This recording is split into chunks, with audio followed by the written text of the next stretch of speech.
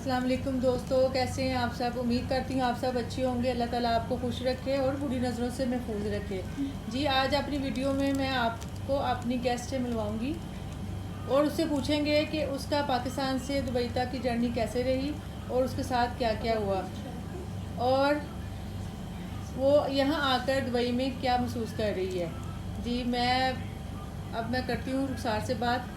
वो हमें बताएगी अपने जर्नी के बारे में। हाँ जी।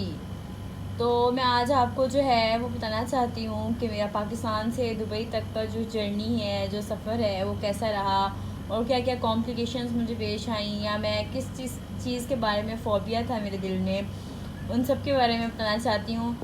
यूजुअली आप जानते हैं कि जब हमें पता चल जाता है कि हमारी टिकट्स बुक हो गई हैं या वीज़ा आ गया है तो हम तैयारी शुरू कर देते हैं। इसी तरह मैंने भी अपनी तैयारी शुरू कर दी, कपड़े, अपनी चीज़ें, अपनी ज्वेलरी, अपना मेकअप, हर चीज़। लेकिन आपको पता है जैसे कि लड़कियों की तैयारी वो एंड टाइम तक चलती है और वैसे ही चलती रही। मैंने एंड टाइम तक जो है वो अपने बैग में ये रख लो वो रख लो करती रही। उसके बाद जब मेरा जो डे था 8 अक्टूबर को, मैं जो है वो पाकिस्तान से जो है वो दुबई आई।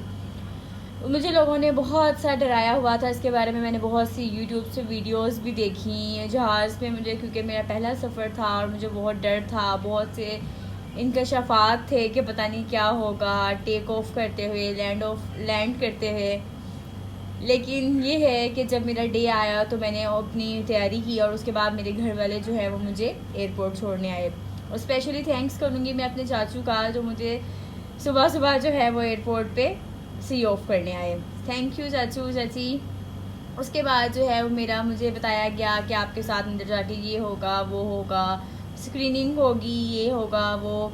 उसके बाद जब मैं अंदर गई तो एक मेरा बैग, मेरे पास सूटकेस एक ही था। उसके बाद मैंने सबसे पहले उसको स्क्रीनिंग करवाई। उसके बाद जो है वो अपना पासपोर्ट चेक करवाया और मुझे बोर्डिंग के लिए भेज दिया गया। जैसे ही मेरी बोर्डिंग हुई तो मेरे पास से सामान कम हो गया और मैंने बहुत ज़्यादा अल्लाह का शुक्र अदा किया कि मेरे पास से सामान ख़त्म हो गया।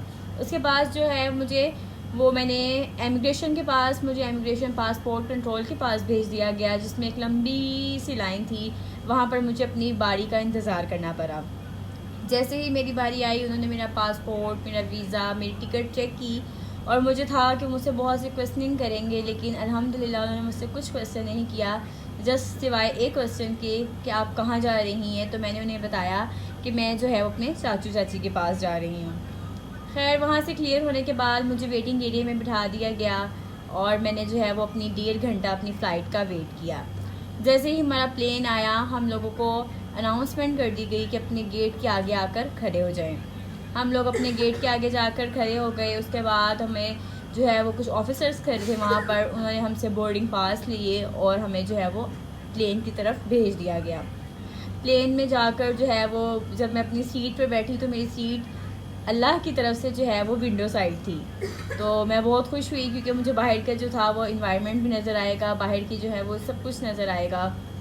उसके बाद जो है मैंने अपनी सीट पे बैठने के बाद बहुत सी दुआएं मांगी, अपने घर वालों को खुदा हाफिज़ कहा।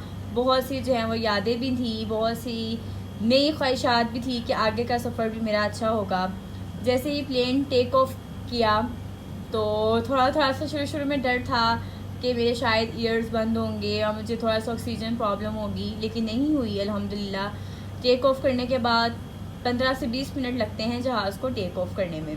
जैसे ही टेक ऑफ़ किया उसने, उसके बाद हमें जो है वो थोड़ी देर के बाद खाना दिया गया और हमने जो है वो मैंने इंजॉय बहुत किया। जैसे कि लोग कहते हैं कि हमें जहाज़ में खाने का जायका नहीं आता, लेकिन अल्हम्दुलिल्लाह मैंने अपना खाना बहुत इंजॉय किया। उसके बाद जो है वो थोड़ी देर के लिए, बस थोड़ी देर के लिए सो गई। फिर उसके बाद जो है तकरीबन 2.5 से 3 घंटे की हमारी फ़्लाइट थी और 4:55 पर मेरी फ़्लाइट जो है वो एयरपोर्ट पर आ गई दुबई।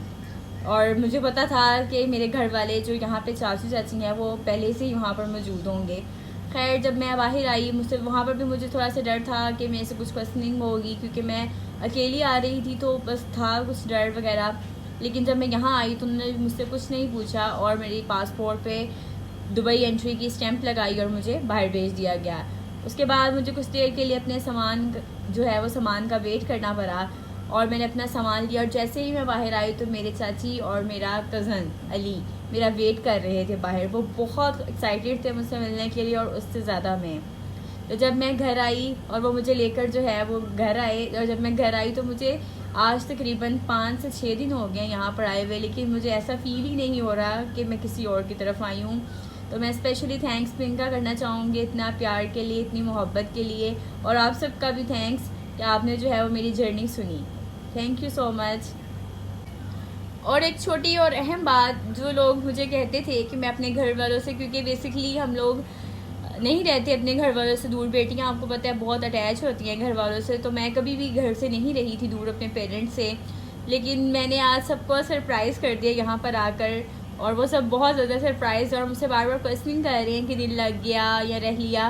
तो मैं कह रही हूँ लोग जो है वो लोगों की हौसला अफजाई किया करें, और जाया जो कहीं भी बाहर जाए उसको ये कहकर नेक तमन्नाओं के साथ जो है वो खुदा हाफिज़ कहा करें। आप लोगों का बहुत बहुत शुक्रिया। सब्सक्राइब करें, लाइक करें, शेयर करें मेरी वीडियो को, मेरी चाची की वीडियो को। Thank you so much.